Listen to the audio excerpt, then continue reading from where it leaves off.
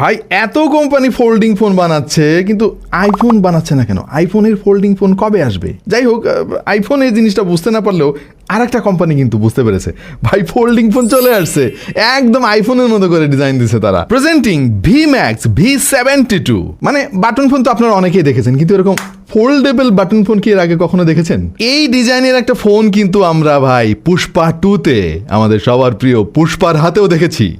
জিনিসটা কিন্তু ইউনিক। এটাতে ডুয়াল ডিসপ্লে ব্যবহার করা হয়েছে, ভেতরে একটা বাইরে আরেকটা। ডিসপ্লের কোয়ালিটি আসলে বাটন ফোনে যেরকম হয় সেরকমই, বাট এইটার উদ্দেশ্য তো সেইটা না। এই জিনিসটা বাইরে ব্যবহার করার সময় যে দেখবে ভাই সে ইন্টারেস্টেড হবে, আরে এটা কি জিনিস। যারা ইউনিক ডিজাইনের ফিচার ফোন খুঁজতেছেন তাদের জন্য আমার মনে হয় এটা জোস একটা অপশন হতে পারে। এতে বিল্ট ইন FM রেডিও আছে এবং শক্তিশালী একটা LED টর্চ লাইটও আছে, যার জন্য উপরের দিকে এই যে ডেডিকেটেড বাটনটা দেখতে পাচ্ছেন, এটা প্রেস অ্যান্ড হোল্ড করে ধরে রাখলেই টর্চ লাইট জ্বলবে। পেছনে ক্যামেরা বাম তারা দিছে আইফোনের মতো করে, কিন্তু এর যে কোয়ালিটি কেমন সেটা আপনারা সবাই ভালো করে জানেন। এই 2025 সালে এসেও বাটন ফোন বা এরকম ফিচার ফোনের যে কি পরিমাণে চাহিদা ভাই, এর পেছনে কারণ কি আসলে? আপনার কাছে কি মনে হয়? একটু কমেন্টে জানান তো আমাদেরকে, রহস্যটা কি আসলে।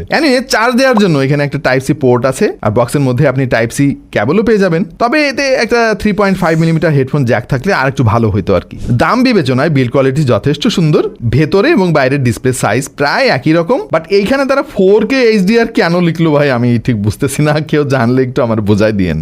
VMAX হচ্ছে আমাদের বাংলাদেশে একটা কোম্পানি এবং এদের প্রোডাক্ট খুব একটা খারাপ না। আমরা এর আগেও কাজ করেছি বেশ কয়েকটা প্রোডাক্ট নিয়ে। তাদের প্রোডাক্টগুলো যথেষ্ট ডিউরেবল এবং মানসম্মত হয় কনসিডারিং দ্য প্রাইস। তাহলে প্রাইস কত? এই মুহূর্তে এই প্রোডাক্টটা গিয়ার পিকারে পাওয়া যাচ্ছে 2990 টাকায়।